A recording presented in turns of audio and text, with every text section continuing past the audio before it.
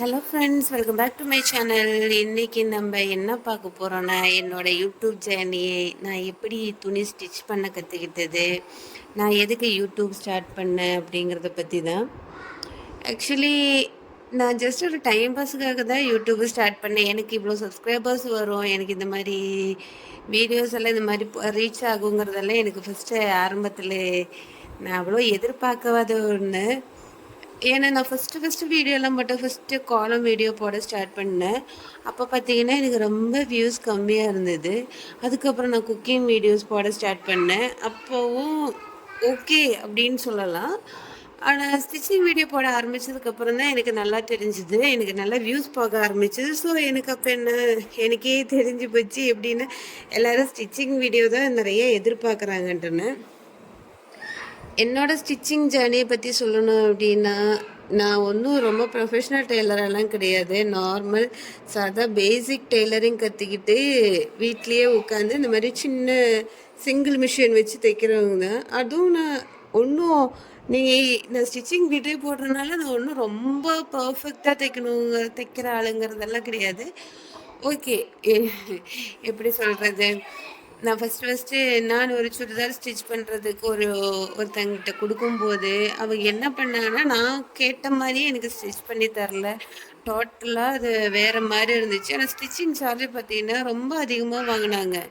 நான் அவ்வளோ தைக்கிற காசு கொடுத்தும் எனக்கு என்னடா இப்படி தைச்சு கொடுத்துட்டாங்க அப்படிங்கிற எனக்கு ரொம்ப கவலையாக போச்சு. ரொம்ப ரொம்ப கஷ்டமாக போயிடுச்சு. என்னடா நம்ம கொடுத்த பைசாக்கு அவசரமாக நமக்கு அவ்வளோ துணி நல்லா தைச்சு கொடுத்துட்டாங்கன்னா கூட நான் அவ்வளோ ஃபீல் பண்ணியிருக்க மாட்டேன். ஸோ அப்படி கொடுத்ததுமே நான் வந்துட்டு நினச்சேன், ஓகே நாம்ளும் துணி தைக்க கற்றுக்கலாம் அப்படின்னு. ஆக்சுவலி நான் எப்படின்னா, நான் ரொம்ப வருஷம் எப்படி சொல்கிறது, நான் +2 எல்லாம் முடிச்சுட்டு சமயத்துலேயே நான் வந்துட்டு எங்கள் அம்மா தைப்பாங்க. ஆனால் அப்போவும் எங்கள் அம்மா சொல்லுவாங்க, கொஞ்சம் கொஞ்சமாக மெஷினில் உட்காந்துக்கோ, கொஞ்சம் கொஞ்சமாக ஒரு துணியாவது கிழிஞ்சு போன துணியாவது ஓரடிச்சு கற்றுக்கலாம்ல அப்படின்னு சொல்லி திட்டுவாங்க. அப்போல்லாம் நான் என்ன சொல்லுவேன்னா, சீப்பா நான் போய் ஒரு துணி தைக்கிறதா, நான்லாம் துணி இதெல்லாம் தைக்க மாட்டேன், அது ரொம்ப கேவலமாக நினச்சிட்டு இருந்தேன். நான் அப்போல்லாம் நான்லாம் போய் துணி தைப்பேன் அப்படின்ட்டு இருந்தேன். அதுக்கப்புறம் நான் எப்போ இன்ஜினியரிங் படிக்கும்போது தான் எனக்கு ஓகே எப்பயோ எனக்கும் அந்த மிஷினில் உட்காந்து சின்ன சின்னதாக தைச்சு பார்க்கணுன்னு ஒரு ஆசை வந்துச்சு. ஆனால் ஓரல் அடிக்க தெரியும் அப்போவே. சின்ன சின்னது ஏதாவது பிள்ளைங்களோட பாவாடை, எப்படி சொல்கிறது, சின்ன சின்ன சின்ன பசங்களோட ட்ரெஸ் எல்லாம் கொஞ்சம் கொஞ்சம் தைக்க ஆரம்பிச்சிட்டேன். சுடிதார் ஒன்று தைச்சு பார்த்தேன், ஆனால் டோட்டலாக ஃப்ளாப்பாக இருந்தது. அப்புறம் அதை விட்டுட்டேன். அதுக்கப்புறம் இன்ஜினியரிங்கெல்லாம் படித்து முடித்து எனக்கு கல்யாணம் ஆன பின்னாடி தான் எனக்கு எனக்கு ஒரு பாப்பா பிறந்த பின்னாடி தான் எனக்கு வந்துட்டு எனக்கும் தைக்கணும், எனக்கும் தைச்சு பார்க்கணுன்னு ஆசை வந்து நான் என் ஹஸ்பண்டுக்கிட்ட எனக்கு ஒரு மெஷின் வாங்கி தரீங்களான்னு கேட்டேன். அப்போ தான் அவர் வந்துட்டு எனக்கு இந்த சிங்கிள் மிஷின் வாங்கி கொடுத்தாரு. அப்போவுமே எனக்கு நல்லாலாம் தெரியும். அப்போல்லாம் பார்த்தீங்கன்னா இந்த மாதிரி யூடியூப் அதெல்லாம் யாரும் அவ்வளோக்கும் பார்க்க மாட்டாங்க. இப்போ தானே வந்துருச்சு எல்லோரும் நெட்டு பார்த்து கற்றுக்கிறது, தைக்க ஆரம்பிச்சது எல்லாமே. அப்போல்லாம் எதுவுமே கிடையாது. நானாக தைச்சு ஸ்டிச் பண்ணி பார்ப்பேன். ஆனால் ரொம்ப மோசம்னு சொல்ல முடியாதுங்க, ஓரளவுக்கு தைப்பேன். இப்போ அதுக்கப்புறம் தான் இப்போ நான் சொன்னேன்ல, ஒரு ட்ரெஸ்ஸு தைக்க கொடுத்ததும் ரொம்ப ஃப்ளாப் ஆனதும் ஒரு தையல் கிளாஸுக்கு போகலான்றது ஒரு தையல் கிளாஸுக்கு போனேன். அங்கே போனால் என்ன ஆயிடுச்சுன்னா, மாதம் 1500 வாங்குவாங்க.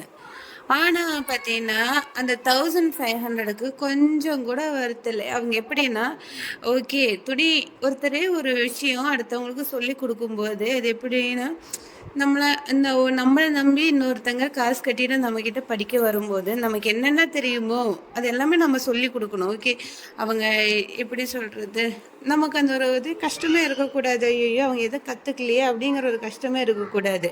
ஆனால் நான் போன இடத்துல என்ன ஆயிடுச்சுன்னா, எதுவுமே சொல்லி தரலைங்க. போனதுமே மிஷினில் உட்காரு, ஒரே ஒரு டைம் நூல் போடுறது இப்படி சொல்லுவாங்க. ஓகே, அதுவும் எனக்கு அது கூட சொல்லி தரலை. ஏன்னா நான் ஆல்ரெடி கொஞ்சம் கொஞ்சமாக ஸ்டிச் பண்ணிகிட்டு இருந்தேனால.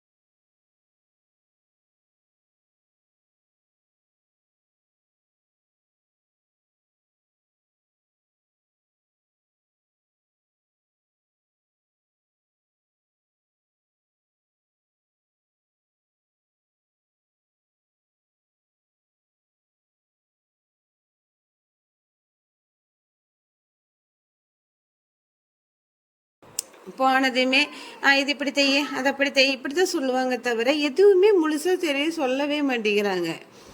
நம்ம கேட்டாலுமே ஒரு மாதிரி உங்களுக்கெல்லாம் என்ன தெரியும் அப்படிங்கிற மாதிரி தான் பார்க்கணும் தவிர நமக்கு ஒரு கிளியராக எதுவுமே சொல்லித்தரவில்லை. நானும் அந்த கிளாஸுக்கு ஒரு 3 மாதம் போனேங்க. 3 மாதமா 3 மாதம் போனேன். சரி எப்பயாவது நமக்கு நல்லா எப்பயாவது சொல்லி தருவாங்க. நம்ம இன்னும் போக போக கிளாஸில் நம்ம நல்லா கற்றுக்கலாங்கிற நினச்சிட்டே தான் போனேன் தவிர 3 மாதம் முடிஞ்சுமே எனக்கு அந்த கிளாஸில் இன்னும் ஒன்றுமே கற்றுக்கூடும் இல்லை. ஒரு பக்க கழுத்தோட மெஷர்மெண்ட் எப்படி எடுக்கணும்னு சொல்லி தராத ஒரு கிளாஸ் நான் இது வரைக்கும் பார்த்ததே இல்லை. ஆனால் நான் போன கிளாஸில் அப்படியே இருந்ததுங்க. ஒரு பக்க கழுத்து எடுக்கிறது கூட தெரியல. கடைசியாக கேட்கும்போது கூட அவங்க என்ன சொல்லுவாங்கன்னா, இதுவே உங்களுக்கு வராது, நீங்கள் போய் இதெல்லாம் சொல்லி கொடுத்தா உங்களுக்கு குழப்பமாக இருக்கும், இதெல்லாம் எதுக்கு, நீங்கள் நார்மலாக எல்லாருக்கும் 2.5 வச்சுக்கோங்க பழக்க கழுத்து, இப்படி தான் சொல்லி கொடுத்துட்டு எனக்கு தைக்க இப்படி அந்த மாதிரி சொல்லி கொடுத்துட்டாங்க. அதுவும் சுடிதாரெல்லாம் பார்த்தீங்கன்னா அது ஏதோ நான் எப்படி சொல்கிறது, நான் பிறந்த டைமில் எல்லோரும் போட்டிருந்த டைம் எப்படி சுடிதார்லாம் கட் பண்ணாங்களோ அந்த மெத்தடில் சொல்லி தருவாங்க. எந்த மெஷர்மெண்ட்டும் கிடையாது. ஆம்கோலும் நெக்கு டோட்டல் லெங்க்த்து கீழே அந்த விட்டு எவ்வளோ வருமோ அது மட்டும் வச்சுட்டு சொல்லி கொடுப்பாங்க. அதுலேயுமே எனக்கு ரொம்ப கஷ்டமாயிடுச்சு. என்னடா இது, நான் இவ்வளோ பைசா, ஏன்னா எனக்கு வீட்டில் சொல்கிறதுக்கும் பயம், என்ன இவ்வளோ காசு கட்டியும் நீ இன்னும் ஒன்றுமே கற்றுக்கலையே அப்படிங்கிறது. அதுக்கப்புறம் என்னாச்சுன்னா நான் யூடியூப் வீடியோ பார்க்க ஆரம்பிச்சிட்டேன். யூடியூப் வீடியோனா எல்லார் வீடியோவும் இந்த ஸ்டிச்சிங் வீடியோஸ் போடுறது எல்லாரோடதும் சப்ஸ்கிரைப் பண்ணி வச்சுருவாங்க. எல்லாமே கலந்து பார்க்க ஆரம்பிச்சிருவாங்க. யார் சொல்லித்தரதுப்பா நல்லாயிருக்கும், யார் சொல்லித்தரது நல்லாயிருக்கும்னு இப்படி தேடிகிட்டே இருக்கும். ஆனால் அதுலேயுமே நான் பார்க்கும்போது ஒரு 10 சேனல் பார்த்தாலும் 10 பேரோட வீடியோ பார்த்தாலும் 10 விதமாக இருக்கும். அப்போவும் எனக்கு கன்ஃபியூஸாக இருக்கும். இதில் யார் நல்லா சொல்லித்தராங்க, யாரோடது நம்ம ஃபாலோ பண்ணால் நல்லா இருக்கும் அப்படின்னு ரொம்ப கஷ்டமாக இருக்கும். என்னடா பண்ணுறது. ப்ளவுஸ் எல்லாம் ஸ்டிச் பண்ணும்போது அப்படி தான். ஒவ்வொரு வீடியோ பார்க்கும்போது எனக்கும் ஒரு கான்ஃபிடென்ஸ் ஓகே இது பார்த்துட்டேன், இது நம்ம தைச்சிரும்டா அப்படிங்கிற ஒரு ஓவர் கான்ஃபிடென்ஸில் கட் பண்ணும். நல்ல துணியே எடுத்து கட் பண்ணிவிடும். எதுவும் வேஸ்ட்டு கூட கட் பண்ணல. நல்ல துணியே இந்த 50 ரூபாய்க்கு ஒரு ப்ளவுஸ் பீட்டு கிடைக்குமே அந்த துணியே எடுத்து கட் பண்ணும். கட் பண்ணி தைச்சி முடிக்கும் போது எனக்கு அழுகலியாக வரும். என்னடா போயிச்சா, துணியும் போயிடுச்சு, நம்ம கற்றுக்கவும் மாட்டேன் அப்படின்னு நைட்டு இதுக்காக நான் அழுதுருக்குது. ஆக்சுவலி நான் படித்தது இது கிடையாது. ஆனால் எனக்கு என்னமோ தையலில் ரொம்ப இன்ட்ரெஸ்டாக இருந்ததுனால எனக்கு அது எப்படியாவது கற்றுக்கிட்டு தான் ஆகணுன்றது நிறைய ப்ளவுஸு கட் பண்ணி வேஸ்ட் பண்ணிட்டாங்க. நிறைய வீடியோஸ் பார்ப்பேன். யார் இந்த யூடியூப்பில் டெய்லர் ப்ரௌன் ஒருத்தவங்களோட போடுவாங்கள்ல, அவங்களோடதெல்லாம் உட்காந்து சப்ஸ்கிரைப் பண்ணி பார்த்துட்டே இருப்பாங்க. அவரோடதெல்லாம் பார்க்கும்போது ஸ்டிச்சிங் ஓரளவுக்கு தெரிஞ்சவங்களுக்கு அவரோட வீடியோலாம் பார்த்தீங்கன்னா ஓரளவுக்கு புரியும், நல்லா கற்றுக்க முடியல. ஸ்டிச்சிங்கே ஒன்றுமே தெரியாமல் பார்க்குறவங்களுக்கு அது ஒரு சிலதில் சரியாகும், ஒரு சிலதில் சரியாகவே ஆகாது. அப்படி நான் நிறைய வீடியோஸ் பார்க்க ஆரம்பிச்சிட்டேன். மாலா ஸ்டுடியோ, டெய்லர் ப்ரோ, அப்புறம் மலையாளத்தில் நிறைய சேனல் பார்க்க ஆரம்பித்தோம். எல்லாத்துலேயும் கொஞ்சமாக எனக்கு கிடச்சிச்சு. ஓகே செஸ்ட்டுனா இப்படி தான், ஷோல்டர்னா இப்படி தான் இருக்குன்னு எல்லாரோடதுலையும் நான் பார்த்து எனக்கு ஓரளவுக்கு பேசிக்கானது தெரிஞ்சிச்சு.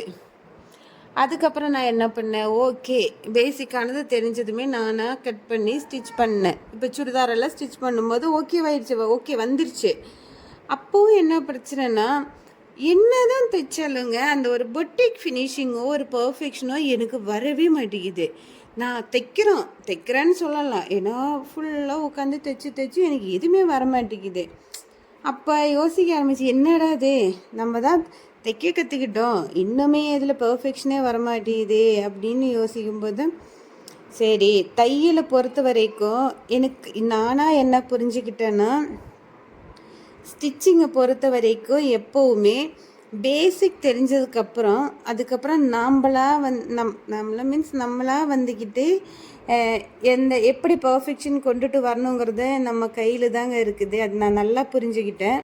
இப்போ சுடிதார் எல்லாம் தைக்கும்போது அதோட சைடெல்லாம் நம்ம கரெக்டாக மெஷர்மெண்ட் வச்சு தையல் பிடிக்கும் போதெல்லாம் பார்த்து பொறுமையாக பண்ணணுங்க. ஸ்டிச்சிங் பொறுத்த வரைக்கும் பொறுமை ரொம்ப ரொம்ப முக்கியங்கிறது எனக்கு அப்புறம் தெரிஞ்சிச்சு. இன்னொன்று பார்த்தீங்கன்னா, அயர்ன் பண்ணி ஸ்டிச் பண்ணணுங்க. நான் அயர்ன் பண்ணி ஸ்டிச் பண்ணுவேன். ஆனால் என்ன ஒரு பிரச்சனைனா, என்கிட்ட நார்மல் அயன் பாக்ஸ் தாங்க இருக்கும் எப்பவுமே.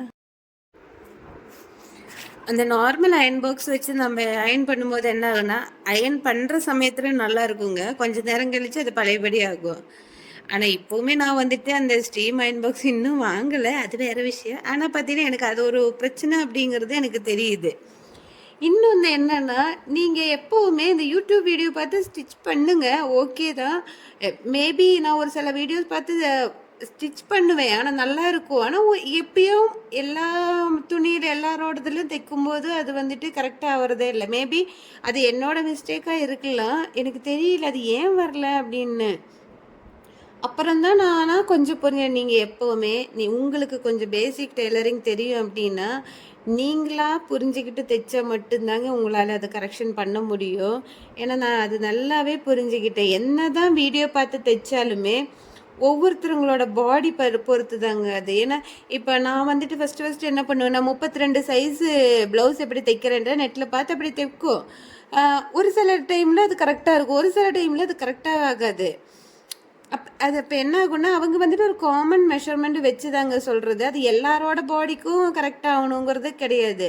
ஸோ அதுலேருந்தே நான் தெரிஞ்சுக்கிட்டேன், ஓகே இதை பொறுத்த வரைக்கும் அது எப்படி சொல்கிறது, நாம்பளா புரிஞ்சுக்கிட்டு ஒரு சிலது ஸ்டிச் பண்ணால் மட்டும்தான் அது வந்துட்டு பர்ஃபெக்ஷன் கொடுக்கும் அப்படின்னு. பொறுமையாக தேங்க அந்த ஓவர்லாக் பண்ணும்போது நான் என்ன பண்ணணுன்னா, வீட்லேயே இந்த மாதிரி சின்ன மிஷினில் ஸ்டிச் பண்ணிவிட்டு வெளியே கடையில் கொடுத்து 10 ரூபாய்க்கு பார்த்தீங்கன்னா ஓவர்லாக் பண்ணி கொடுத்துரும். எனக்கு பார்த்தீங்கன்னா பெருசாக கஸ்டமர்ஸ் எல்லாம் ஒன்றும் கிடையாது.